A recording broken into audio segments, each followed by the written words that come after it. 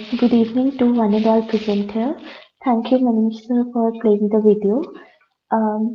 My name is Suhani Singh, and I am currently pursuing my master's in archaeology from Deccan College, Postgraduate and Research Institute, Pune.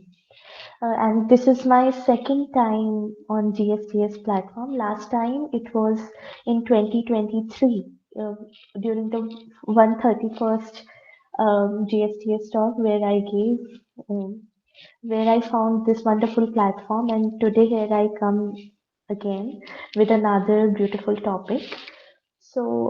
Today my talk it revolves around the traditional folk music communities of Rajasthan जिसमें majorly हम बात करेंगे मांगनियार और लांगा music community की. So can we just shift to the first slide? Yeah. So this is a typical picture. तो अब इस पिक्चर में आप देखेंगे there are two people who are sitting with instruments. These are traditional musical instruments you will find um, among these tribes in rural Rajasthan. तो अब इस एक पिक्चर को देख के ही एक जो टिपिकल राजस्थान की सारंगी वाली जो ट्यून है वो जीवंत उठती है ऐसा मैं कहूँगी. लेकिन ऐसा क्या है इस म्यूजिक के पीछे? ऐसा क्या है इन लोगों के पीछे? इनकी कहानी क्या है और ये कैसे अपना जीवन यापन करते हैं? What are the challenges that they face and how music plays an important part in their life.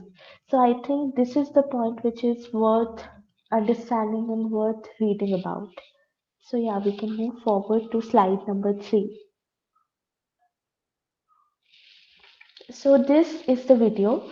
The video that was being played initially in the starting. So I won't say that I chose this topic to read about it or to have a more scholarly understanding of these musical community. But as a child who comes from the generation of social media, from the generation of Instagram, so one day while I was scrolling on Instagram, I came across this video, and this video got some million views on social media. तो अचानक से एकदम से ख्याल आया कि ये गाना मतलब सुना बहुत है, राजस्थान से मैं हूँ और ऐसे ही ट्यून्स में बहुत सुना है. तो मुझे किसी ने सजेस्ट किया कि क्यों ना इसके बारे में पढ़ा जाए, just out of curiosity, as I earlier said, not from gaining a more scholarly perspective, but simply um, from the perspective of कि मुझे जानना है. तो मुझे सही में जानना था कि बेसिकली ये होता क्या है, क्योंकि हमें स्कूलों में नहीं पढ़ाया जाता. सैडली हमें इसकी फोक आर्ट होते हुए भी इसकी ज़्यादा जानकारी नहीं है. तो वो चीज़ बहुत दुखदाई है. तो इसलिए मैंने चाहा कि I should study about it and I should get more insights on this topic and I should present it on this platform, क्योंकि इससे बेहतर और कोई प्लेटफॉर्म हो नहीं सकता एक पोस्ट ग्रेजुएट स्कॉलर को अपनी बात कहने के लिए. तो या we can proceed. So, Rajasthan culture as a way of life. So, for people in Rajasthan, we do not see culture simply as a definition or simply something which is cumulative, but we see culture as a way of life.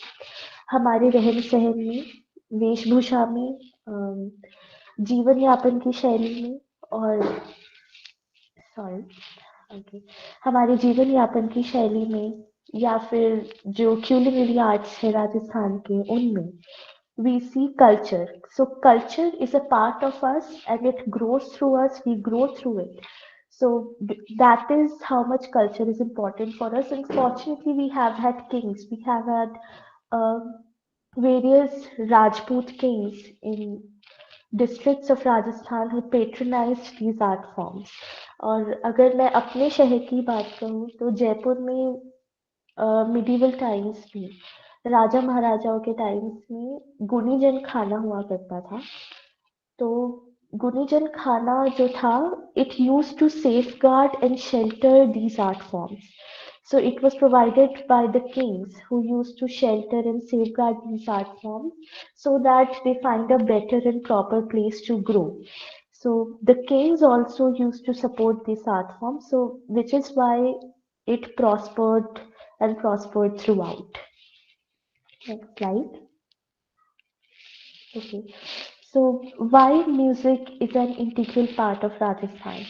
Rajasthan tourism एक बहुत famous line use करता है अपने अ, पधारो म्हारे देश करके। तो वो जो लाइन है, it's basically part of the song Kesariya Balam आवो नी पधारो म्हारे देश। So, generally for a layman, they will see that whenever some foreign tourists visit us, we welcome it with this song. But no, what is the basic crux behind that song? उस गाने का सही मतलब क्या है?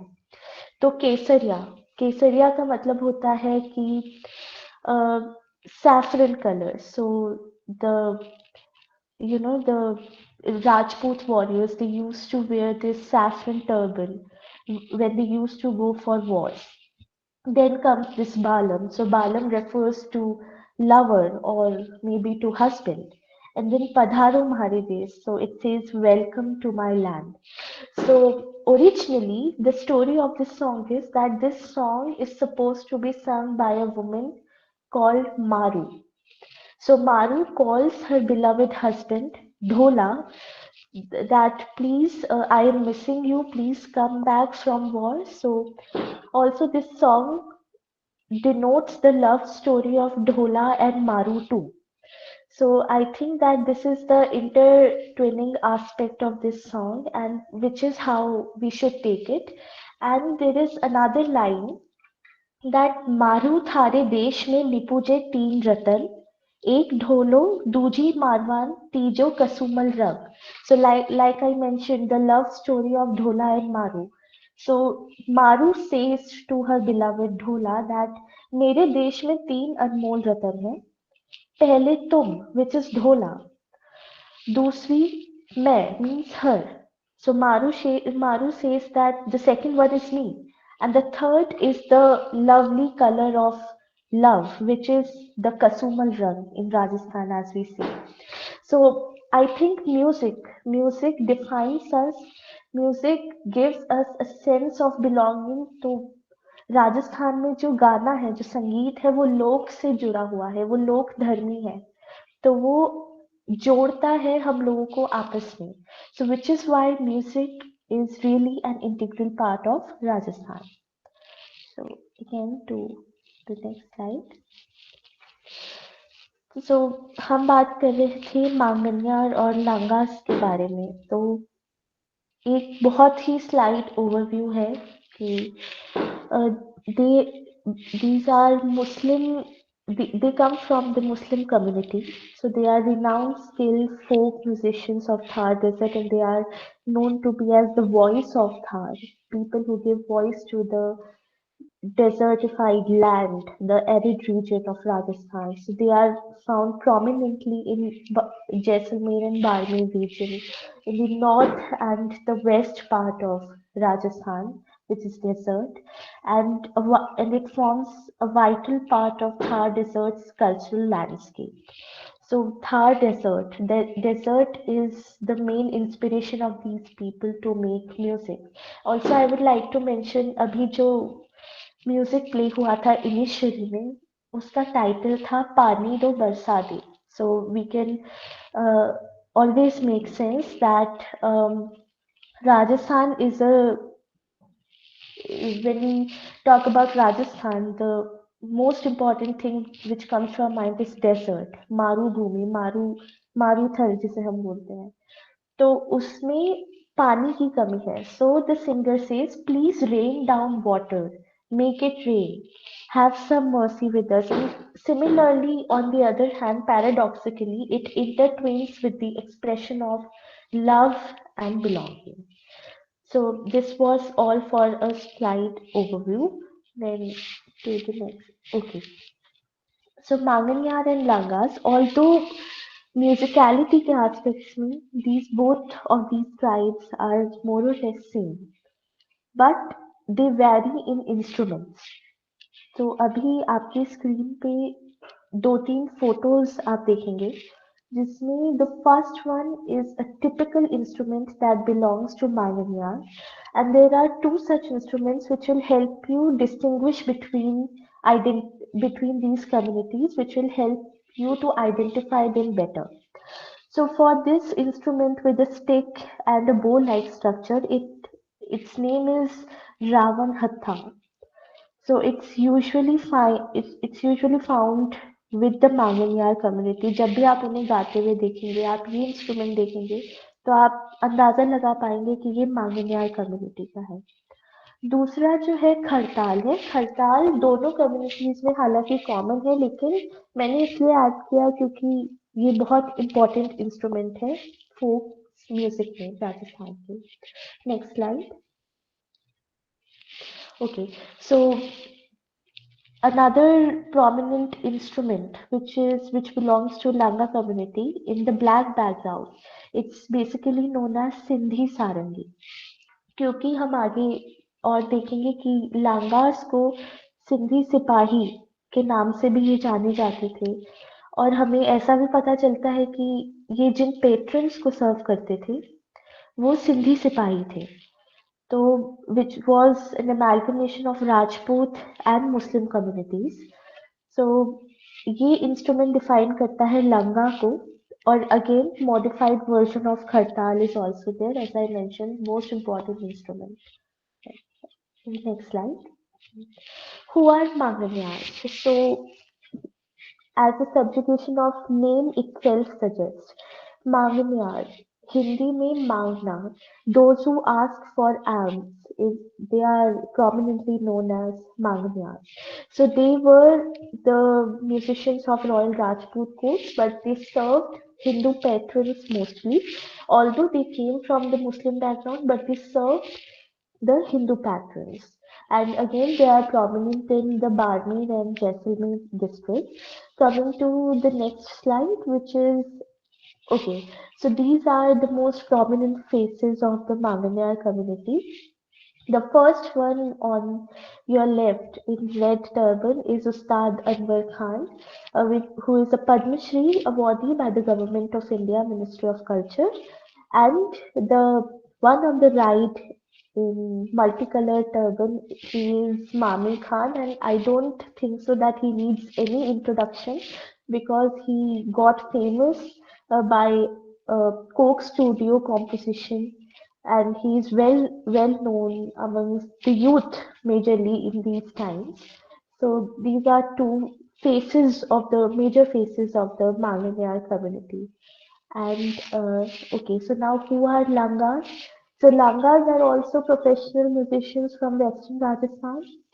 ये लोग भी गाने का जो रेpertoire है, जो म्यूजिकल रेpertoire है, वो मांगनियार और लांगास दोनों का सेम है, लेकिन डिफरेंस जो है वो एक है कि जो मांगनियार है वो हिंदू पेट्रन्स को सर्व करते हैं, और जो लांगास थे वो मुस्लिम पेट्रन्स को सर्व करते हैं।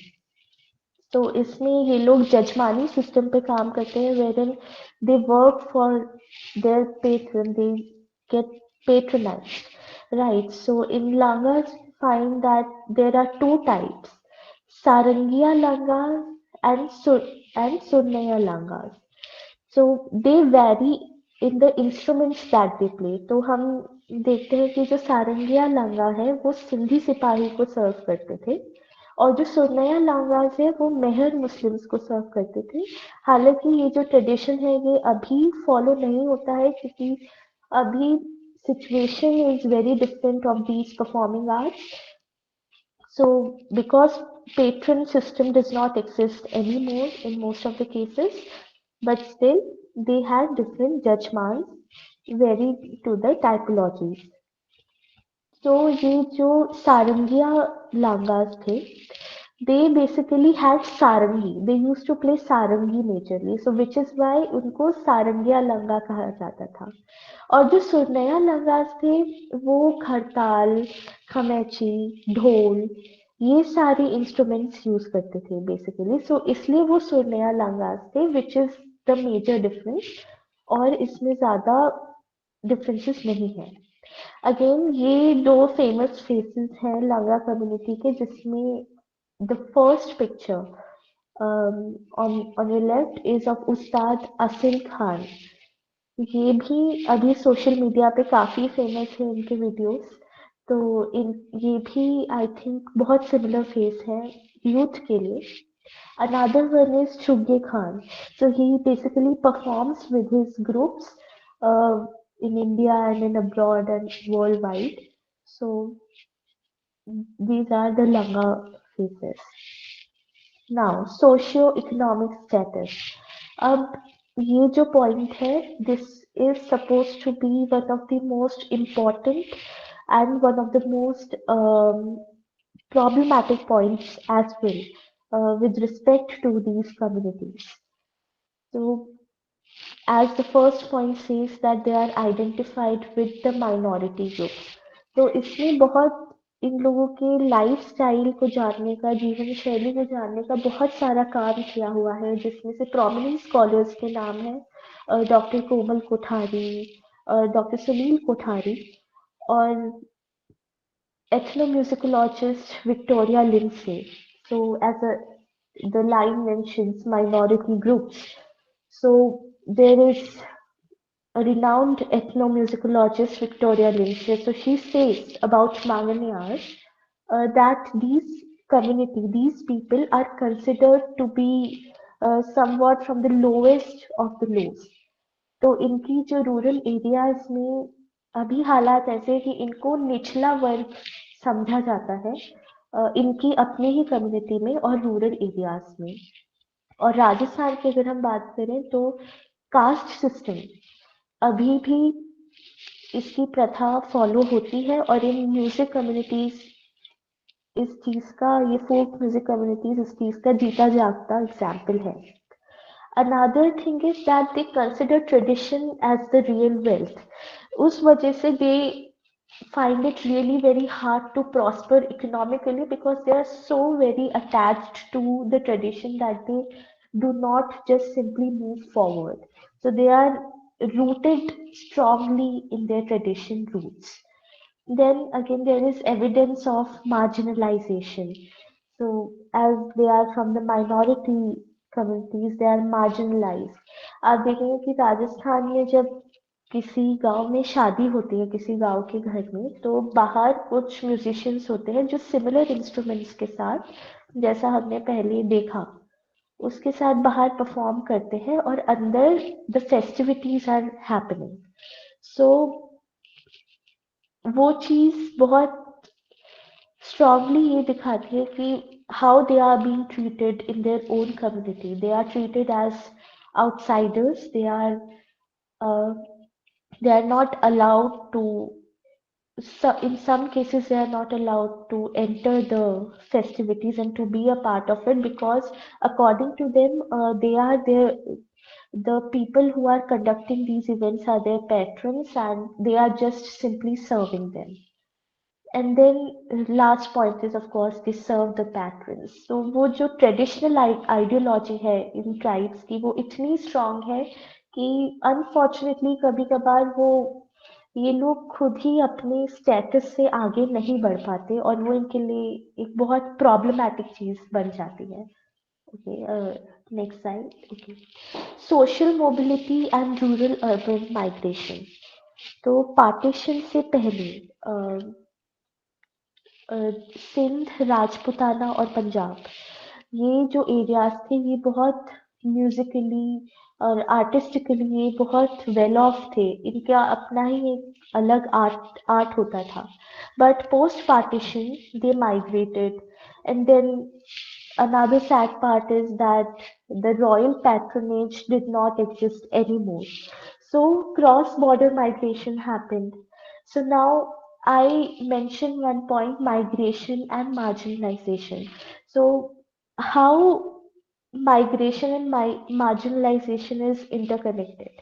So in rural areas, the conditions are becoming so much worse that they are not even able to sustain themselves a respectable livelihood. So they migrate to the urban areas, to the cities, so that they can perform or they can take up some another job and skill in order to earn that respect along with following their passion of music. So they migrate to cities, to better well-off areas in order to achieve good economic status, and which is why they these are the conditions which leads to the migration of these tribes. And currently, I would say that these folk music tribes, they are more in cities than in villages. आप देखेंगे Jaipur, Bikaner, Jaisalmer, in सारी cities के rural areas में you won't see these tribes performing. There are hardly one or two instances wherein you will see that. But you will see them performing on global stages. You will see them performing on some of the prominent stages of India only. So this is the major change that has happened from last, I guess, 20 to 30 years. So this economic status is, I think, major problem. Then present conditions, what are the present conditions?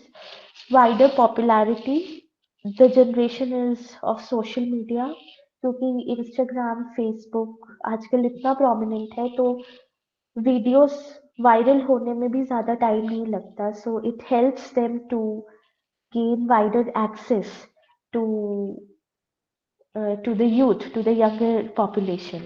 Then they organize concerts and live shows. So there are curators, there are individual curators, there are corporate organizations that come together और जो इन tribes को showcase करती है to the global audience out there.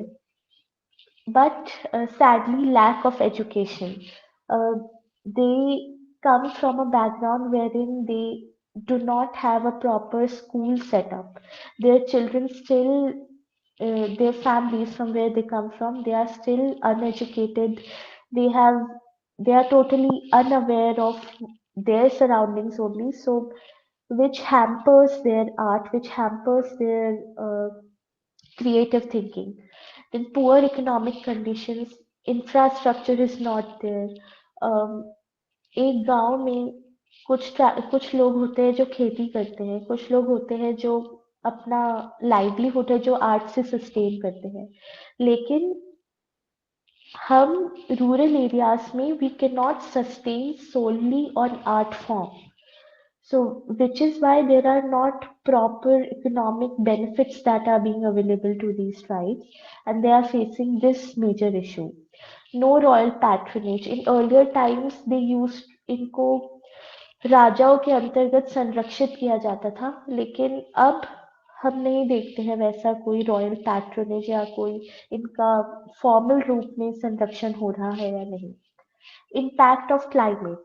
अब climate में जो semi nomadic tribes हैं इनको माइग्रेट करने में बहुत प्रॉब्लम होती है. इन्वायरमेंटल फैक्टर्स भी एक इम्पॉर्टेंट रोल प्ले करते हैं, तो उसमें migration they can not migrate to the cities in search of work and more. So these are the present conditions which raise questions. Again, from a positive aspect, there are some steps that have been taken. So events have been curated, and there are some of the government schemes which I would like to address here. अगर मैं राजस्थान के perspective से बात करूं तो अशोक गहलोत जी जो मुख्यमंत्री रह चुके हैं राजस्थान के, उन्होंने मुख्यमंत्री लोक कलाकार प्रोत्साहन योजना chief minister folk artist promotion scheme लागू करी, जिसके अंतर्गत these tribes got 100 days employment. But again, the sad part is that what 100 days employment can give back? 100 days employment is not enough. Then there are role plays played by the NGOs. So Western Zone Cultural Centers in Rajasthan, they also take up some or the other steps. Then central government की बात करें तो इन्होंने पद्मश्री पद्म भूषण तो ठीक है, लेकिन वो कितना आगे तक जाता है वो रियलिटी हम देख सकते हैं. Anwar Khan is a Padmashri, Amitabh Bachchan is also a Padma Shri, but who has a better popularity? So I think so that this is a point worth raising. So then sponsorships by private organizations, बहुत सारे private organisation से जो आगे आते हैं अभी कुछ एक आध एग्जाम्पल्स है जैसे इन्फोसिस या वेदांता ग्रुप जो कि इवेंट्स ऑर्गेनाइज कराता रहता है and they bring these tribes to the mainstream so that people can get a wider and more better access to the folk music of Rajasthan. Then there are events promoting intangible heritage. Then again, the role of tourism industry, it also plays a really important role. And again, there are some of the important schemes which I would like to read aloud, which is Guru Shishya Parampara scheme, and then Rashtriya Sanskriti Mahotsav, then Artist Assistance Fund, and these are not because I myself am a CCRT scholar in Kathak dance, so I have been a victim of the fact that the government does not really support such things, and बहुत हाथ पैर मारने पड़ते हैं हम urban areas से आते हुए भी we have a better access to everything, but still we face trouble and still we face problems. So think about these tribes who reside in the rural parts of Rajasthan. So what problem they might be facing, right? So again, next slide. Steps that must be taken. Improving infrastructure. Firstly, villages में ऐसे कुछ infrastructure create किए जाने चाहिए जहाँ पे ये लोग अपने आर्ट को they can really preserve it. So one of the great artists, he had said that a need of art should not come from a space of need, but from a space of conviction. So एक कला को साधने के लिए लक्ष्मी और सरस्वती का balance जरूरी होता है अगर हम दोनों ही एक्सट्रीम में चले गए तो I think imbalance is created so which is why infrastructure is really important skill based development in tribes को apart from pursuing folk art they should be involved with some kind of skill based activities so that they can find employment, they can find job and they can earn money while on the other hand they are sustaining and preserving and protecting their art form. Then again, there is the need to increase the visibility of folk arts in the urban areas. अब ये जो point है ये बाकी 3 point में cover हो रहा है कि हमें school systems में these this art thing it should not just simply be a part of extracurricular activities but these art forms along with the classical as well as the folk it must be involved as part of the main curriculum of the syllabus so that students know that okay folk music of Rajasthan means Manganiyars, Langas, Dhols, Dhoris. So, because sadly students don't know. So, which first need of the art is to include that in the school curriculum. Then corporate support. Then corporate social responsibility, CSR funding is again, it's really essential. It's not, I think, it's not getting that much support from the corporate organizations that it should have been. So corporate support response CSR fundings they are they play a really important role in promoting these to the global diasporas, right? So conclusion, and I think that nothing concludes this presentation more than these 3 lines that folk art signifies the poetical, musical, and pictorial activities of those strata of the population which are uneducated and not urbanized or industrialized. तो जो लोक कला है वो हमें हमारी मिट्टी से जोड़ती है. तो अगर हम उसे ही नहीं पहचानेंगे तो I don't think we belong anywhere. So I guess which is why it's important to promote folk art to its best and to learn about it. Thank you. Thank you so much, Sohani, for this beautiful and engaging talk. And you really helped us how the music of Manganiyar and Langa communities is not just something to listen to, but something that we all have lived and felt. So we really appreciate the warmth and depth that you have brought to the topic. So now I'd like to open the floor for questions. So please feel free to share your questions. We do have some questions from our audience. Uh, so the question is, how do these musicians contribute to Rajasthan's cultural tourism? Um, I think in the recent years, these tribes have become a major reason for the tourism in Rajasthan to prosper. So I think that these tribes, तो अभी मैं example again मैं social media का example लेना चाहूँगी. तो क्योंकि जो ये जो वीडियोस हैं इन ट्राइब्स के ये बहुत ज़्यादा वायरल हो रहे हैं रिसेंट डेज में. So people are gaining wider access to wider knowledge about the culture of Rajasthan.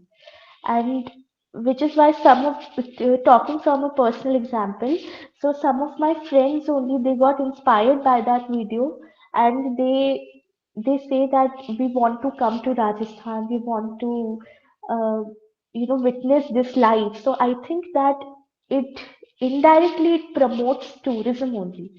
So yeah, this is what. So. Okay, very well answered. The next question is, how does caste and community identity frame the musical practices of these groups?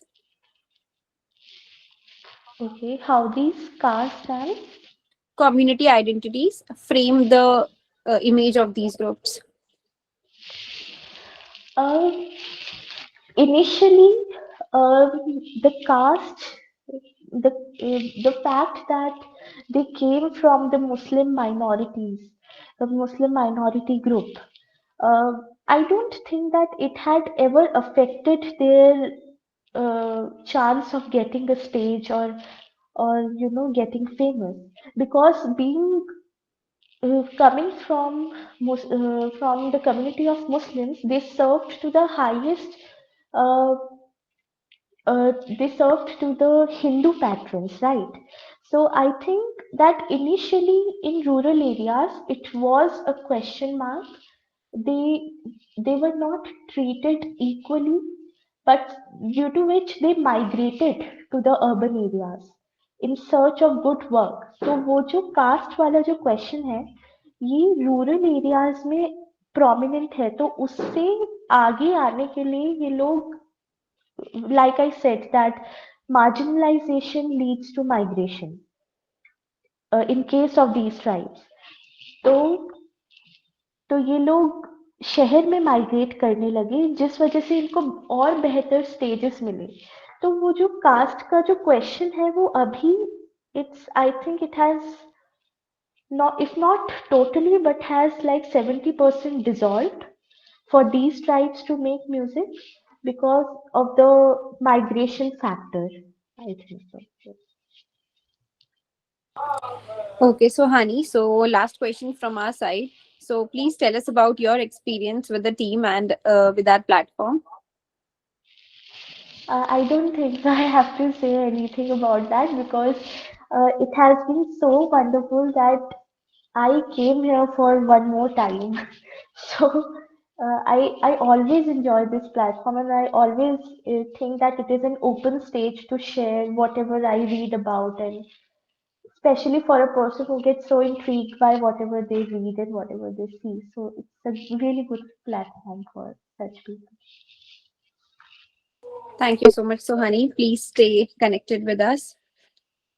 So now moving ahead to help us reflect on today's discussion from a wider perspective, I would like to now invite our guest of honor to share a few thoughts with us.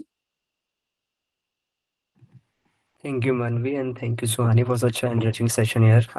And definitely, I had more to learn than to reflect, as I said earlier. Although we learn and read about Manangiyar community, but for the Lanka, it was for the first time that I have heard about them and know about their heritage and what they are doing.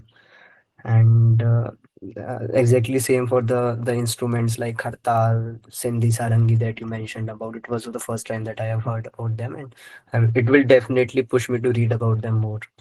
And definitely, you made a very good point that we need to encourage them, not only perspective of that they will be recognized. We also need to encourage them for the reason that we will be recognized as, because folk tradition, as much as I have reflected upon, I have found that it it shapes our identity rather than we shaping its identity. If folk we the folk come together to become a culture rather than culture making a folk. So I think all the folk traditions that are present, and especially Rajasthan is full of the folk tradition. We have seen how these have developed, particularly from the Manganiyar community, since it has linkages in Jajmani system. So it has a very deep relationship with the society and interconnection of music and society. So I think from this perspective only, we need to think about on the lines that how we can promote them. Definitely, Coke Studio and Padma Shri, and this will motivate other people, but at the end of it, we as people need to understand how we are going to do what we are going to do about this. For example, you mentioned a comparison between Ustad Anwar Sahab and Amitabh Bachchan. Then it gave me a thought that why not we can link it to the film industry. Like we have seen how Punjabi folk culture has been prominent in the film industry. It is due to its connection with the film industry. How the singers like Akhil is there, Badshah is there. They all grew up because they got a contract in film industry. So similar in that fashion, we can help in growing that thing. Also, since this tradition has both a kind of syncretic relationship with both Muslims and the Hindus, I think there can also be made a case where in the temples functions in Rajasthan, especially, for example, there is Khatu Sham temple. There are n number of temple for which Rajasthan is known. So there we can promote and we can come together as a community to promote these traditions wherever there is a functions like there is an opening ceremony or some Makar Sankranti festival. We can invite these people to our houses, to our temples, so that a lot of promotions and also the kind of knowledge that people gain, okay, they exist, because the major problem is awareness. People don't know they exist. Right. So I think I am much less able to speak about this than you. You have a lot of good readings about them, and I feel very educated after being the session. Thank you so much. Thank you so much, sir, for your reflections. So, before we conclude, I would like to once again introduce sir as an income tax officer. So, he has kindly agreed to spend an additional 10 to 15 minutes sharing his insights and guidance on the UPSC Civil Services examination, including the preparation strategies and his journey towards clearing the examination. So I request all students who are interested in appearing for the UPSC and the civil services examinations to please stay back and make the most of this valuable opportunity. You all can ask your questions. We have opened the chat box. So please feel free if you have any doubts regarding the examination, and sir is kind enough to answer them for us. Please feel free here. Anyone, if you have any doubt. Sir, before the questions come up, if you can tell us about your journey. I think Manish sir can tell me about my journey. He knows better. No, So firstly you will tell and some tips, and after that they'll open for the question answer. see, I come from a very humble background. I don't had that kind of resources that you think you okay, this can do, this well can do. But I will not say I was something who cannot afford things. I usually had all the resources at my hand, so that helped me, and in which most of the credit goes to my mother, who made all the attempts to get me through this exam, and being a constant pillar for support for me.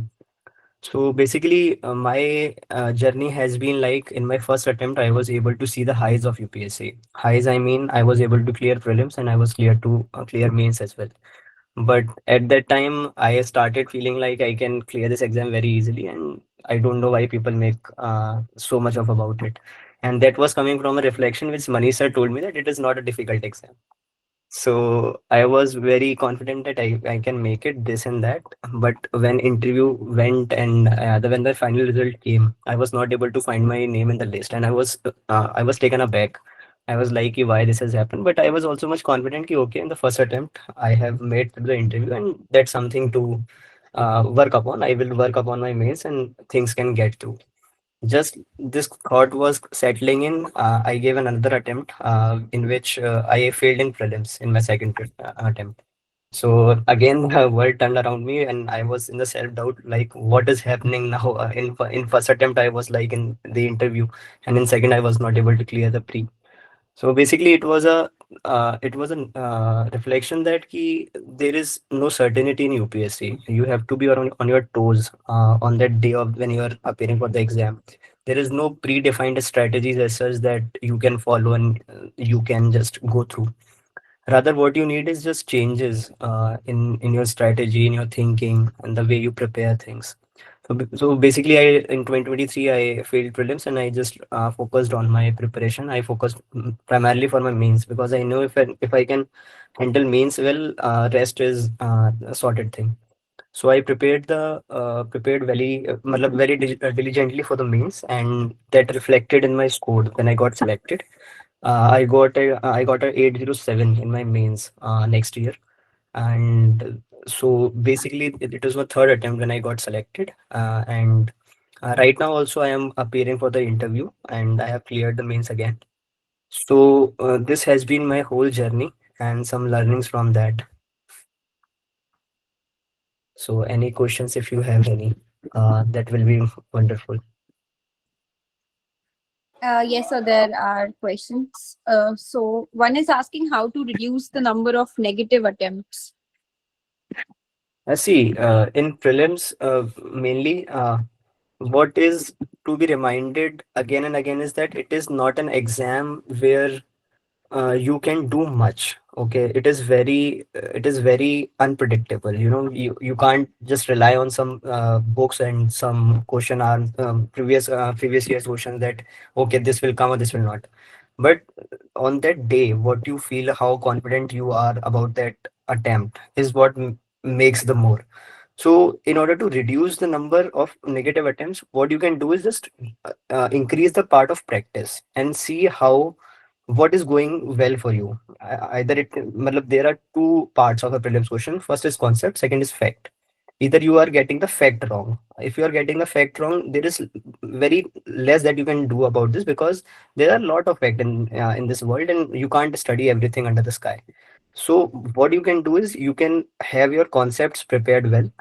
The basic Lakshmikant, if you have studied basic concepts of polity, basic concepts of economy, if you are thorough with that, then automatically you will find that your conceptual errors will be less, and when conceptual error will be less, you will be more confident.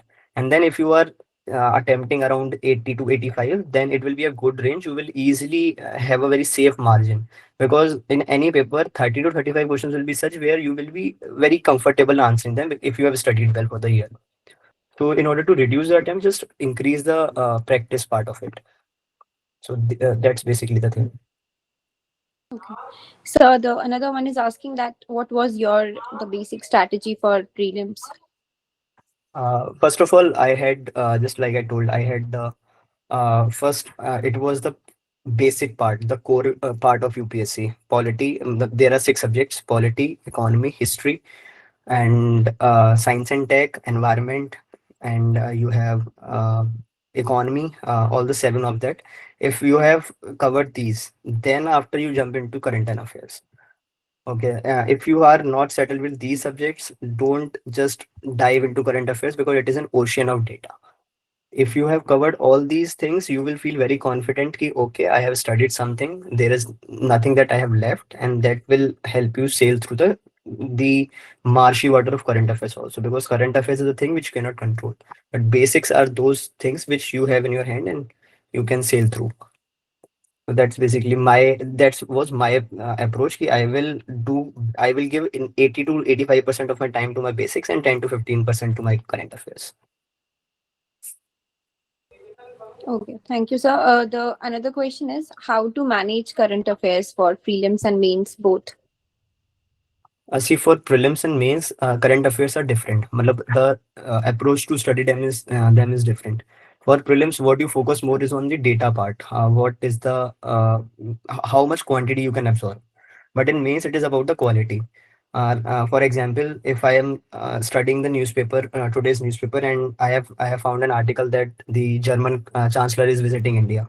For prelims, what is important for me is who is the chancellor, where is matlab, when he was elected, what are the relations between India and Germany. These are the basic questions that I will follow.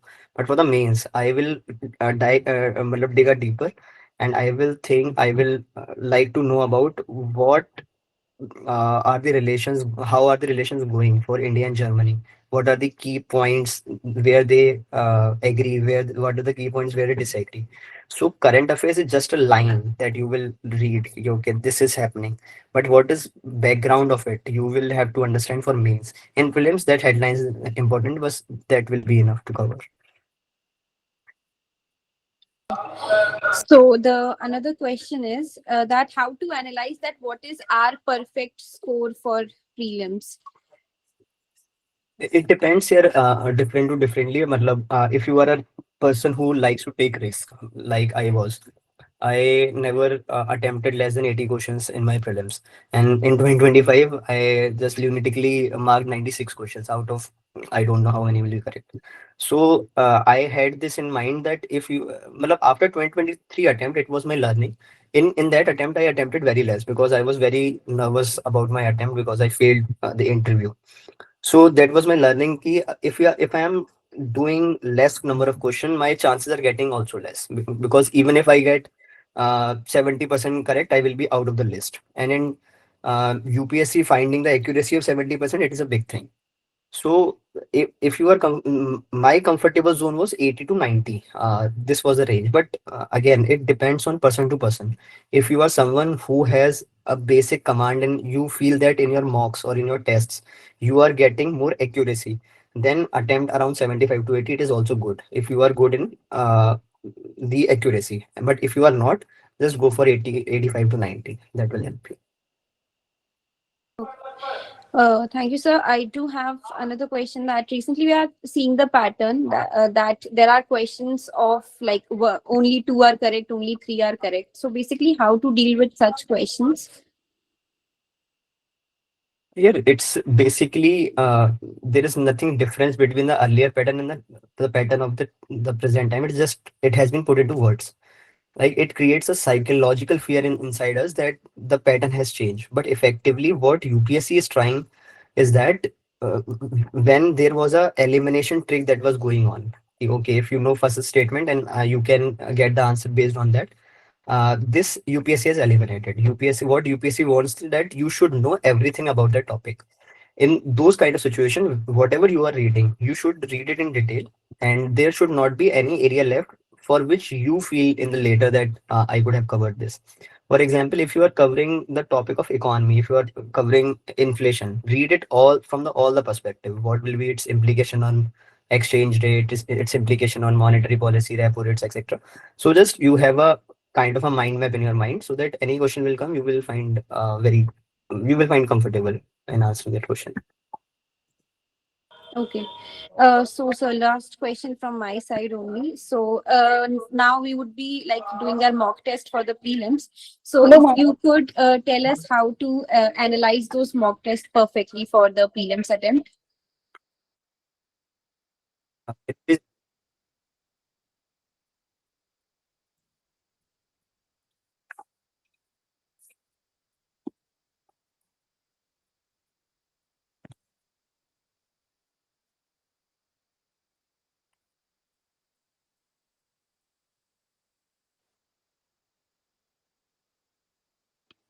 Sorry, I think it was a network problem.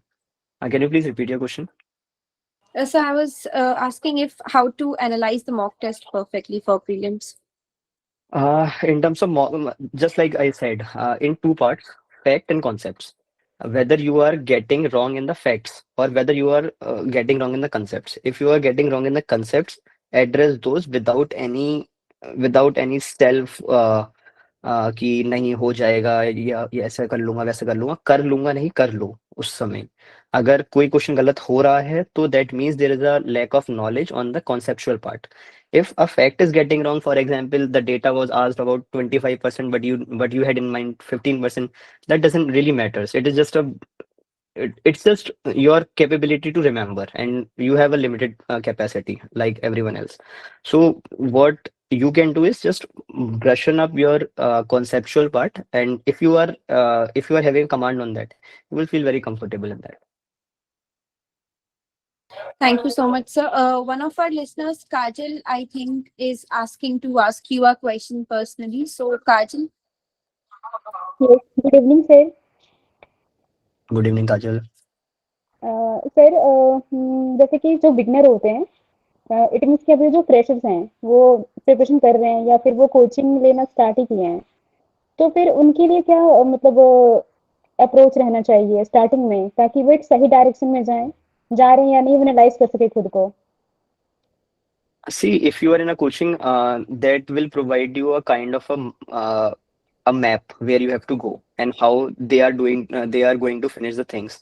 So very important part which most I also missed and most of the candidates miss is you don't stick to one person. There should be one source where you can go again and again.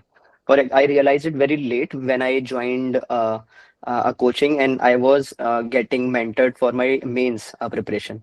So keep one mentor as your permanent mentor because he or she will know everything about you from where you are coming about and what are the changes that you have made in your strategy or in your attempts, what is going on with you. So if you have one mentor, he will guide you through based on his prior experience. Also, when you are taking coaching, don't think to give just the other attempt. For example, if you are taking the coaching in 2025 to 2026, don't try to, matlab, I will feel I gave the attempt in just the next year, but later I felt that a year more than that was required for making notes, for practicing mains answer. So if you would ask me what I could have done differently, I would have not given that attempt. I would have skipped that attempt and I would have given another attempt. So basically what it will do, it will give me 2 years. First, from the coaching, I have got all the basic idea. Then I will brush up and sharpen all my notes and shorten up all my notes so that I can reflect better in my main examination. So if you are planning to give just the attempt after just finishing after the coaching, I think you can think about that. Yes sir thank you so much Okay. thank you so much, sir. It's a pleasure that you have answered all the questions and you have also accepted our invitation for today. Thank you so much. And as we come to the conclusion of today's enlightening session, it is my privilege to invite Manish sir to deliver a vote of thanks.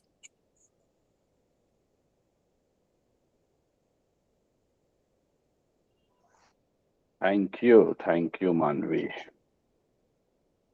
Okay, so I'm here. Thank you, Manvi. The two things are very important. Firstly, we cannot get away the first part of the whole discussion. That means the young scholar from Rajasthan, and right now she's in Pune, and wonderful voice. And what we felt, a music was going on. The way she is portraying. the whole idea, and I suggested her little bit fast, but that was my wrong perception. It is really wonderful, Suhani, that how you presented, just because I'm not a music person. um, पता नहीं है music के बारे में, मुझे अच्छा लगता है लेकिन मुझे पता नहीं म्यूजिक क्या है. But music is very important part and parcel of the life. After 60 or after 65, definitely I'll play drum. But it's a fantastic thing to concentrate through the music. But how wonderfully you depicted your ideas, that is really fascinate me. And your sound, I know that right now in your family there are so many things are going on. Your sister is in hospital, but the music and the way you presented yourself, it's a commendable. So thank you, Suhani. And do your work. You are a really true researcher. So do not divert yourself if you are thinking about the UPSC. So don't think. You go ahead with your research, because research needs really calmness, coolness, and one thing at a time. In in contrast, UPSC is an entirely different field. So thank you, Suhani, for joining us second time. It's a long 2023 to 2026. So keep you uplift for the research. So thank you very much, Suhani, and wonderful. Really, it's a fantastic. I have no question or no argument how you portray, but the thing is, like this tribal music and the music per se, it's not the state. Every state, these are the basic problem. You feel you live that two places, two like that what you have portray.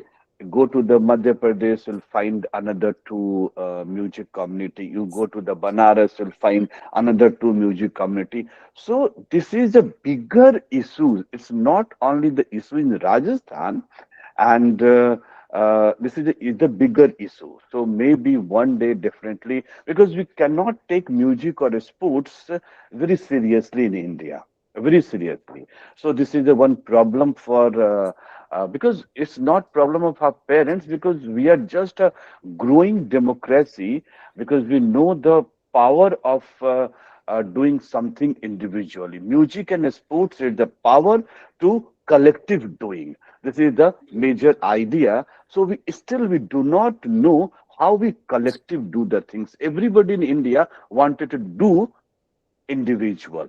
And from my vast experience, individual, as African में बोलते हैं ना कि अगर आपको तेज भागना है तो आप अकेले जाइए, अगर बहुत दूर जाना है तो ग्रुप में जाइए. It's a very fantastic.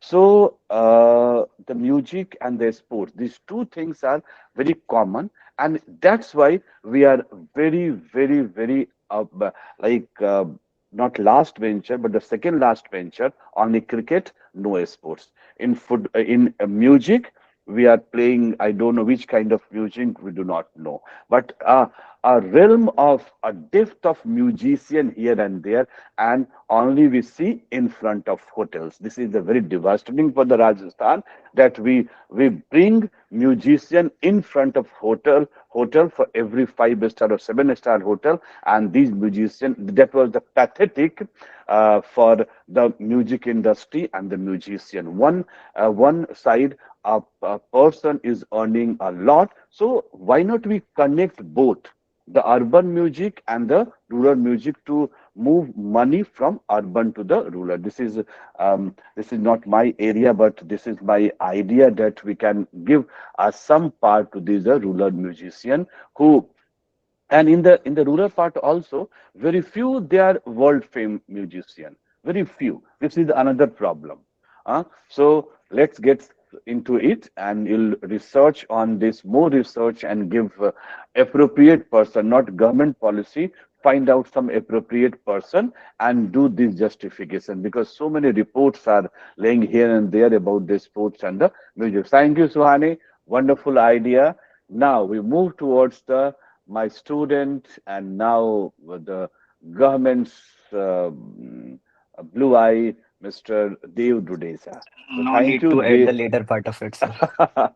No, it's fine. So I think I taught Dev in 2 or 3 years, or I think all the 3 years or 2 years.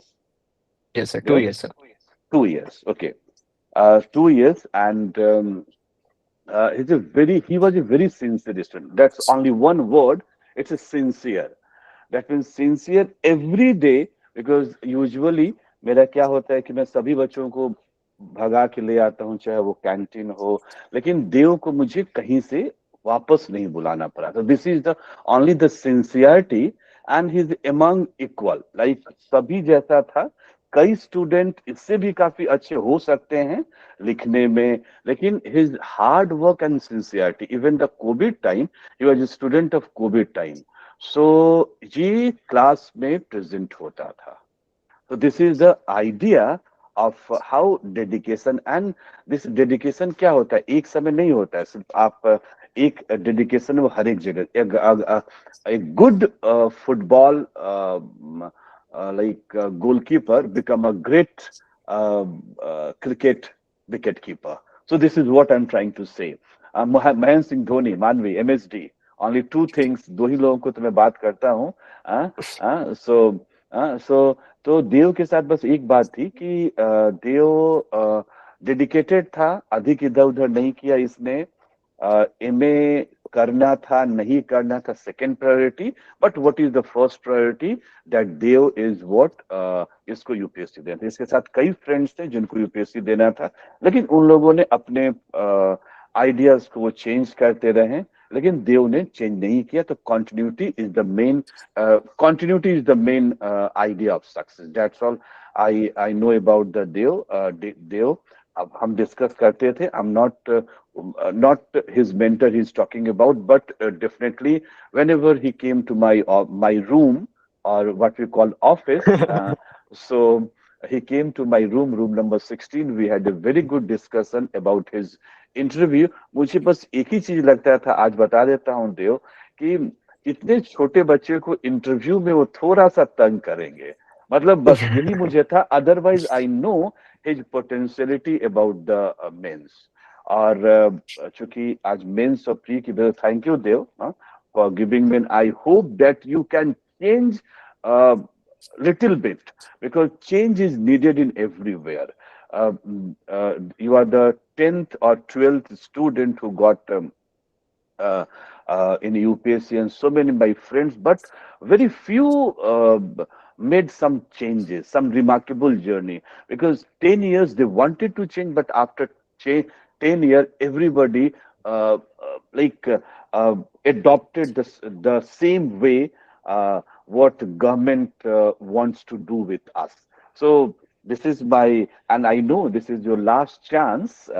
This is the fourth and the last chance, and you would get a minimum. मेरा मन है, आप जानते हैं मेरा क्या मन है, IAS तो बनो, लेकिन मेरा मन है कि आप IFS बनो. So this is my best wishes for you. Because I'm a little bit वो क्या होता है, अपने लिए भी सोच रहा हूँ, अपने डिपार्टमेंट के लिए भी सोच रहा हूँ कुछ. So my best wishes to you, Deo. You become a very good bureaucrat. And today I searched, while searching your picture, I saw so many things, because I never been in social media.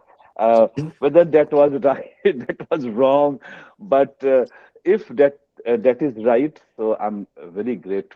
You are very grateful that you are having such kind of parents, and because I do not want to know anybody's background, who he is and who he will be, but जो सामने होता है उसी से बात करता हूँ. तो आज पहली बार तुम्हारा पिक्चर देखने के लिए मैंने सोशल मीडिया लाया, तो मुझे दिखा, जो कि मैं पूछूंगा नहीं ना, पूछना चाहता हूँ. Now whole field is with you. और चूंकि जब भी मेंस और प्री की बात होती है, तो मैं अपना मार्क्स ढूंढने लगा. वो कभी देव को बताया होगा, या मानव सब लोगों को कभी बताता हूँ. इन 2002 to 2004 I also gave 4 times and I got very good marks. मतलब it's really 952, 956, और वो अगर 2000 to 2004 नहीं होता तो definitely I would be 1 to 40 or 1 to 30. So that was the situation. And देव ने जो एक बहुत अच्छी बात बोली, वो ये बोली कि ब्रेक लेना, अगर आपसे नहीं हो रहा है तो आप ब्रेक जरूर लो, whether in your academics, whether in UPSC. This is the most important thing कि आप उस साइकिल को, उस कंटिन्यूटी को ब्रेक करो, रेस्ट करो, और उसके बाद आगे तो definitely victory is yours. So that was my mistake, that लगातार देता रहा, और अल्टीमेटली दो ही उम्मीद थी, तो एक उम्मीद में 50% आई एम राइट, तो जहां हूँ वो भी मैं चाहता था, और एक दूसरा और भी इच्छा थी वो, सो वो पूरा नहीं हुआ. उसमें भी मैं आईएएस नहीं अप्लाई करता देव, उसको भी मेरा जो फर्स्ट प्रेफरेंस था, इट इट कुड बी वो डिफरेंट था. ठीक है, तो थैंक यू देव, एंड जो लोग अभी तक रुके हैं. और but one thing, here this is not forum of UPSC, so those who are doing PhD, don't upset that I do not do this, I do not do that, because research हम करते हैं, वही government को हम produce करते हैं, तब government चलती है. देव आगे जाके रिसर्च नहीं करने वाला है, वो इम्प्लीमेंट करने वाला है. So my research scholar don't like feel somehow disheartened or somehow depressed. Okay, no, UPSC and the governmental and the institutional idea is the same.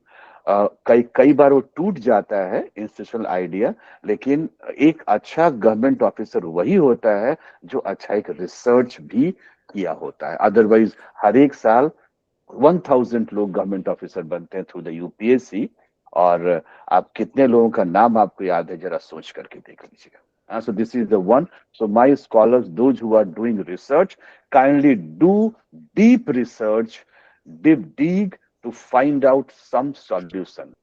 Life में आप एक सॉल्यूशन नहीं ले आ पाए तो आप कुछ नहीं कर पाइएगा. So thank you Dev, and it's not also so this is the bridge between the and the bureaucrats, जो कि कहीं ना कहीं मिस करता है, और अब what I am trying to do, वो मिस को हम दूर करेंगे. So thank you very much. I know everybody is waiting to stop, because I, after long, I did this thing that means 12 or 13 minutes मैंने बोला है, because there are so many things. So firstly, thank you, Suhani Singh. Don't change your track. Go ahead and do things. And thank you, Dev. Wonderful journey ahead you. You are having 35 or 35 years more to give some certain changes in your area. Maybe it's the foreign policy, or maybe it's indirect or direct taxes, because everybody is crushing under the taxes. The Indians who are paying huge taxes on every ground. So thank you, and thank you listeners, and thank you Manvi.